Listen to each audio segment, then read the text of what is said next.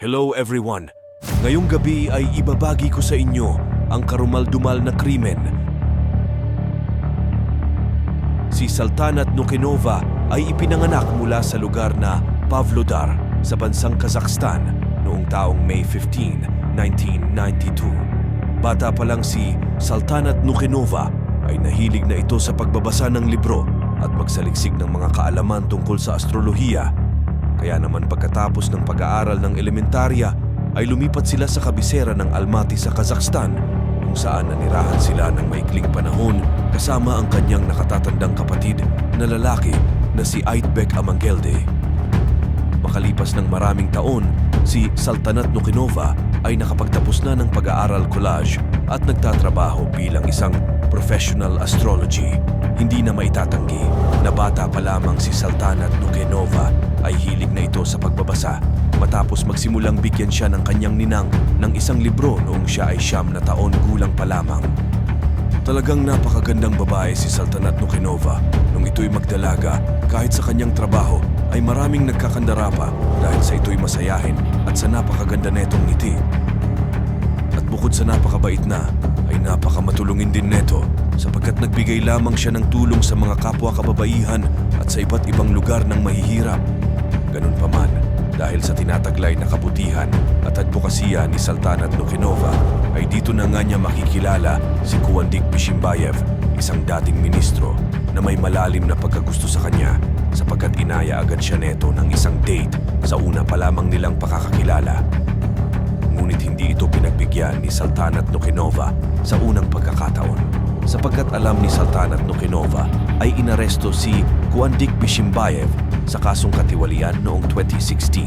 Subalit dahil sa tiyaga at mahabang panahon na panliligaw ni Kuandyk Bishimbayev sa kanya, ay hindi nagtagal ay sinagot na niya ito at pinakasalan din naman siya nito sa lalong madaling panahon at ganap ng mag-asawa. Maganda ang pagsasama ng dalawa, halos hindi na nga mapigilan itong dalawa dahil kaswitan at pagmamahalan bilang mag-asawa.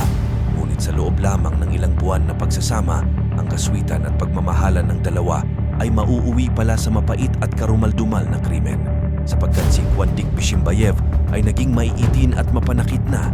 Dahil dito ay makikita kay Saltanat Nukenova ang natamong pinsala niya sa utak at mula sa panlabas tulad ng pasa, gasgas at sugat sa pagitan ng kanyang bungo at ibabaw ng utak at may mga palatandaan din ng pagkakasakal. At dahil dito ay sinubukang niyang iwan ang kanyang asawa sa ilang mga pagkakataon upang hindi na niya matamasa ang pambubugbog nito.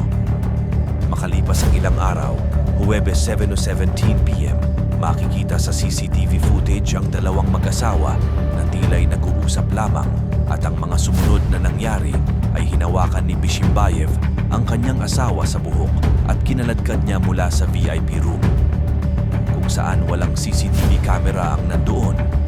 At dito na nangyari ang karumal-dumal na pangyayari sapagkat halos 8 oras na binugbog, hinampas, sinakal at sinuntok ang ulo hanggang madurog ang ulo neto.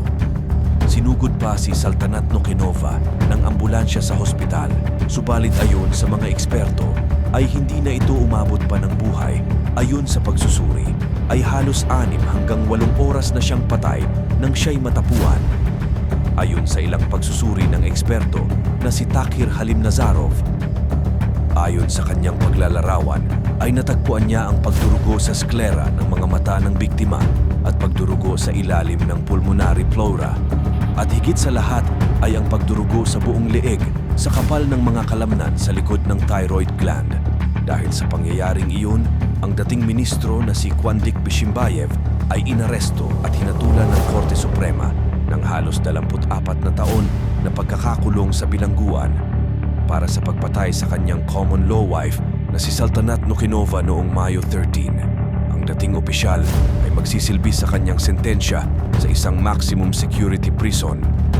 At bukod pa dyan, ay isa din na hinatulan ng pagkakakulong ang kamag-anak ni Bishimbayev na si Bakhityan Bayjanov, ang direktor ng food court complex kung saan matatagpuan ang restaurant, ay sinintensyahan ng 4 na taong pagkakulong dahil sa pagtatago ng isang krimen.